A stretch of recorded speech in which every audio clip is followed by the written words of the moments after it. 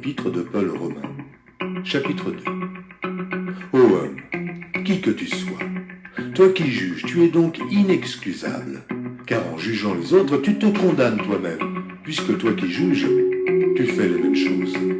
Nous savons en effet que le jugement de Dieu contre ceux qui commettent de telles choses est selon la vérité. Et penses-tu, ô homme, toi qui juges ceux qui commettent de telles choses et qui les fais, que tu échapperas au jugement de Dieu? Ou méprises-tu les richesses de sa bonté, de sa patience et de sa longanimité, ne reconnaissant pas que la bonté de Dieu te pousse à la repentance, mais par ton endurcissement et par ton cœur impénitent, tu t'amasses un trésor de colère pour le jour de la colère et de la manifestation du juste jugement de Dieu qui rendra chacun selon ses œuvres, réservant la vie éternelle à ceux qui, par la persévérance à bien faire, cherchent l'honneur, la gloire et l'immortalité. Mais l'irritation et la colère à ceux qui, par esprit de dispute, sont rebelles à la vérité et obéissent à l'injustice. Tribulation et angoisse sur toute âme d'homme qui fait le mal, sur le juif premièrement, puis sur le grec. Gloire, honneur et paix pour quiconque fait le bien, pour le juif premièrement, puis pour le grec. Car devant Dieu, il n'y a point d'acception de personne. Tous ceux qui ont péché sans la loi périront aussi sans la loi. Et tous ceux qui ont péché avec la loi seront jugés par la loi.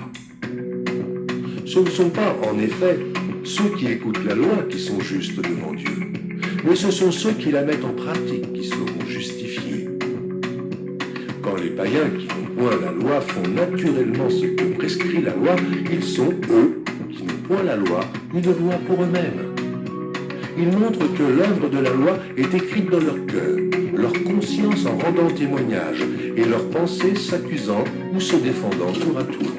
Ce qui paraîtra au jour où, selon mon évangile, Dieu jugera par Jésus-Christ les actions secrètes des hommes. Toi qui te donnes le nom de juif, qui te repose sur la loi, qui te glorifie de Dieu, qui connaît sa volonté, qui apprécie la différence des choses, étant instruit par la loi, toi, qui te flatte d'être le conducteur des aveugles, la lumière de ceux qui sont dans les ténèbres, le docteur des insensés, le maître des ignorants, parce que tu as dans la loi la règle de la science et de la vérité.